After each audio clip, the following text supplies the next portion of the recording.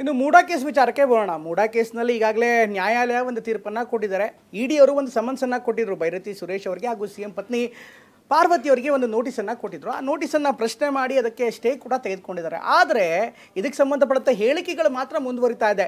ಇವತ್ತು ನೇರವಾಗಿ ಸುರೇಶ್ ಅವರೇ ಅವ್ರು ಮಾತನಾಡ್ತಾ ನಮ್ಮನ್ನು ಟಾರ್ಗೆಟ್ ಮಾಡಲಾಗ್ತಾ ಇದೆ, ನನಗೆ ನ್ಯಾಯಾಂಗದ ಮೇಲೆ ನಂಬಿಕೆ ಇದೆ, ಹೀಗಾಗಿ ನನಗೆ ನ್ಯಾಯ ಸಿಗುತ್ತೆ ಅನ್ನುವಂಥ ಮಾತನ್ನು ಹೇಳ್ತಾರೆ. ಇದ್ರ ನಡುವೆ ಈಗಾಗಲೇ ದೂರುದಾರ ಸ್ನೇಹಮಯಿ ಕೃಷ್ಣ ಅವರು ಕೂಡ ಚಾಲೆಂಜ್ ಮಾಡಿದ್ದಾರೆ. ಮುಖ್ಯಮಂತ್ರಿಗಳು ಈ ಕೇಸಲ್ಲಿ ಮಿಸ್ ಆಗೋದಕ್ಕೆ ಸಾಧ್ಯವೇ ಇಲ್ಲ ಅಂತಾನೆ ಹೇಳ್ತಾನೆ ಅತ್ತ JDS ಪಕ್ಷದ ಶಾಸಕರ ಮೇಲೂ ಕೂಡ ಗಂಭೀರವಾದಂಥ ಆರೋಪವನ್ನು ಮಾಡಿದ್ದಾರೆ. JDS ಪಕ್ಷದ ಶಾಸಕ GT ದೇವೇಗೌಡರು ಅವರ ಸಂಬಂಧಿಕರ ಹೆಸರಿನಲ್ಲಿ ಭಾರಿ ಮೊತ್ತದ ಅಕ್ರಮ ಸೈಟ್ಗಳನ್ನು ಮಾಡಿದ್ದಾರೆ ಅನ್ನುವಂಥ ಗಂಭೀರ ಆರೋಪ ಕೂಡ ಮಾಡಿದ್ದಾರೆ. ಇದೆಲ್ಲದರ ಜೊತೆಗೆ BJP ಕೂಡ ಮೂಢಾಸ್ತ್ರವನ್ನು ಕಾಂಗ್ರೆಸ್ ವಿರುದ್ಧ ಪ್ರಯೋಗ ಮಾಡ್ತಾನೇ ಇದೆ. ಚಾಮುಂಡೇಶ್ವರಿ ಕ್ಷೇತ್ರದ ಶಾಸಕರಾದ ಶ್ರೀ GT ದೇವೇಗೌಡ ಮತ್ತು ಅವ್ರ ಮಗ ದೇವನೂರು ಗ್ರಾಮದ ಸರ್ವೆ ನಂಬರ್ 81/2 ಅವರ ಹೆಸರಲ್ಲಿ 19 ನಿವೇಶನ ಪಡೆದಿರುವುದು ಸ್ಪಷ್ಟವಾಗಿ ತಿಳಿದು ಬಂದಿರುತ್ತೆ. ರಾಜಕೀಯ ಪ್ರೇರಿತ ಮೂಡ ಹಗರಣ ಟ್ವಿಸ್ಟ್ ಮೇಲೆ ಟ್ವಿಸ್ಟ್ ಪಡೆದು ಕುಳಿತಿದೆ. ಬಗೆದಷ್ಟು ಒಂದೊಂದೇ ರಹಸ್ಯ ಬಯಲಾಗ್ತಿದೆ. ಲೋಕಾಯುಕ್ತ ಅಧಿಕಾರಿಗಳ ತನಿಖೆ ಚುರುಕುಗೊಂಡಿದೆ. ಒಂದು ಕಡೆ ವಾದ ಪ್ರತಿವಾದ ಆಲಿಸಿದ ಹೈಕೋರ್ಟ್ ಸಿಬಿಐ ತನಿಖೆಗೆ ಕೊಡಬೇಕಾ ಬೇಡವಾ ಅನ್ನೋ ಆದೇಶ ಕಾಯ್ದಿರಿಸಿದೆ. ಇದರ ನಡುವೆ ಇದೀಗ ಹಗರಣದಲ್ಲಿ ಬಿಗ್ ಡೆವಲಪ್ಮೆಂಟ್ ನಡೆದಿದೆ. 19 ಅಕ್ರಮ ನಿವೇಶನ ಪಡೆದ ಗಂಭೀರ ಆರೋಪ ಶಾಸಕ GT ದೇವೇಗೌಡ ಹೊತ್ತಿದ್ದಾರೆ.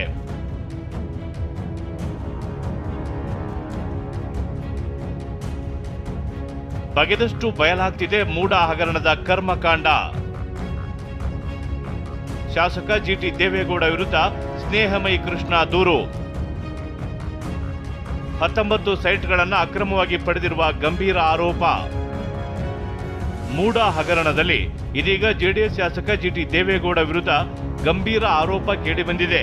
GTD ವಿರುದ್ಧ ದೂರುದಾರ ಸ್ನೇಹಮಯಿ ಕೃಷ್ಣ ಮತ್ತೊಂದು ದೂರು ನೀಡಿದ್ದಾರೆ. ಸಹೋದರಿ ಪುತ್ರ ಮಹೇಂದ್ರ ಹೆಸರಿನಲ್ಲಿ ಬೇನಾಮಿಯಾಗಿ ಮೂಡಾದ 19 ನಿವೇಶನಗಳನ್ನು ಪರಿಹಾರ ರೂಪದಲ್ಲಿ ಪಡೆದಿದ್ದಾರೆ ಅಂತ ಸ್ನೇಹಮಯಿ ಕೃಷ್ಣ ಗಂಭೀರ ಆರೋಪ ಮಾಡಿದ್ದಾರೆ. ಕೇವಲ ಆರೋಪ ಮಾತ್ರವಲ್ಲ, ಇದಕ್ಕೆ ಸಂಬಂಧಿಸಿದಂತೆ ಫೋಟೋ ಸಾಕ್ಷಿಯನ್ನು ನೀಡಿದ್ದಾರೆ. ಮೈಸೂರು ಲೋಕಾಯುಕ್ತ SP ಉದೇಶ್ಗೆ ಸ್ನೇಹಮಯಿ ಕೃಷ್ಣ ದೂರು ಕೊಟ್ಟಿದ್ದಾರೆ.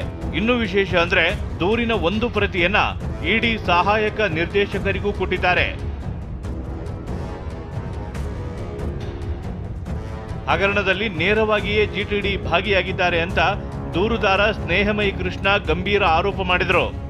ನನಗೆ ಇದೀಗ ದೊರೆತ ಕೆಲವು ಫೋಟೋಗಳನ್ನು ಗಮನಿಸಿದಾಗ ಚಾಮುಂಡೇಶ್ವರಿ ಕ್ಷೇತ್ರದ ಶಾಸಕರಾದ ಶ್ರೀ GT ದೇವೇಗೌಡ ಮತ್ತು ಅವ್ರ ಮಗ GD ಹರೀಶ್ ರವರು ದೇವನೂರು ಗ್ರಾಮದ ಸರ್ವೆ ನಂಬರ್ 81/2 ಮಾಲೀಕರ ಮನೆಗೆ ಹೋಗಿ ಅವ್ರ ಜೊತೆ ವ್ಯವಹಾರ ನಡೆಸಿ ಖುದ್ದಾಗಿ ಅವರು ಚೆಕ್ಗಳನ್ನು ನೀಡ್ತಾ ಇರೋದು ಸ್ಪಷ್ಟವಾಗಿ ಕಂಡು ಬಂದಿದೆ.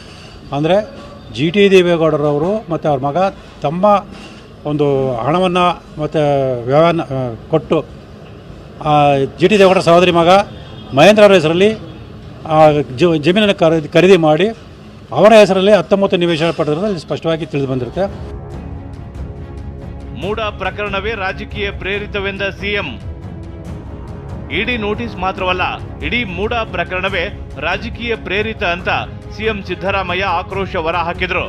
ನ್ಯಾಯ ಸಿಗೋ ಭರವಸೆ ಇದೆ ಅಂದ್ರು. ಇಡಿ ನೋಟಿಸ್ ರಾಜಕೀಯ ಪ್ರೇರಿತ ಅಂತ ಅನ್ಸುತ್ತೆ. ಮತ್ತೇನೇ ರಾಜಕೀಯ ಪ್ರೇರಿತ ಮೂಡ ಕೇಸೇ ರಾಜಕೀಯ ಪ್ರೇರಿತ. ಮೂಡ ಕೇಸೇ ರಾಜಕೀಯ ಪ್ರೇರಿತ. ಸಿಬಿಐಗೆ ಹೋಗಬಹುದು ಏನಾದರೂ ಆತಂಕ ಏನಾದರೂ ಇದೆಯಾ ಸರ್? ಕೇಸ್ ಇನ್ನೂ ಕೂಡ ಪೆಂಡಿಂಗ್ ಇದೆ. ಜಡ್ಜ್ ಏನು ಮಾಡ್ತಾರೆ ಅಂತ ತೀರ್ಪು ಇನ್ನೂ ಆರ್ಡರ್ಸ್ಗೆ ಪೋಸ್ಟಿಂಗ್ ಆಗಿದೆ. ನನಗೆ ಆತಂಕ ಆಗುತ್ತೆ. ನಮಗೆ ನ್ಯಾಯ ಸಿಗುತ್ತೆ ಅಂತ ಭರವಸೆ ಇದೆ. ಇನ್ನು CM ಕಾನೂನು ಸಲಹೆಗಾರ AS ಪೊನ್ನಣ್ಣ ಮಾತನಾಡಿ, ಲೋಕಾಯುಕ್ತ ತನಿಖೆ ನಡುವೆಯೇ ಇಡಿ ತನಿಖೆ ಸರಿಯಲ್ಲ, ಇಡಿಯನ್ನ ದುರ್ಬಳಕೆ ಮಾಡಿಕೊಳ್ಳಲಾಗ್ತಿದೆ ಅಂದ್ರು. ಅಪರಾಧ ಇನ್ನು ಸ್ಪಷ್ಟವಾಗಿ ಹೊರಬಂದಿಲ್ಲ ಮತ್ತು ಅಪರಾಧದಿಂದ ಬಂದಿರುವಂಥ ಪ್ರೊಸೀಡ್ಸ್ ಆಫ್ ಕ್ರೈಮ್ ಅತಿ ಅವಶ್ಯಕವಾದಂಥ ಒಂದು ಅಂಶ PML ಆ್ಯಕ್ಟ್ನಲ್ಲಿ. ಆ ಪ್ರೊಸೀಡ್ಸ್ ಆಫ್ ಕ್ರೈಮ್ ಏನಿದ್ರೂ ಕೂಡ ಈ 14 ನಿವೇಶನಗಳು ಈ ನಿವೇಶನಗಳನ್ನು ಹಿಂದಕ್ಕೆ ಕೊಟ್ಟಿದ್ದಾರೆ. ಅದರಿಂದ ಯಾವ ಪ್ರೊಸೀಡು ಇಲ್ಲ, ಯಾವ ಕ್ರೈಮೂ ಇಲ್ಲ.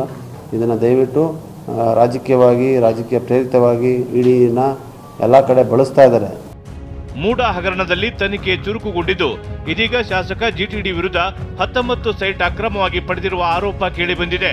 ಮತ್ತೊಂದು ಕಡೆ ಲೋಕಾಯುಕ್ತ ಇಡಿ ತನಿಖೆ ನಡುವೆ ಸಿಬಿಐ ಎಂಟ್ರಿ ಆಗುತ್ತಾ ಅನ್ನೋದೇ ಕುತೂಹಲ. ರಾಮ್, ಟಿವಿ9 ಮೈಸೂರು.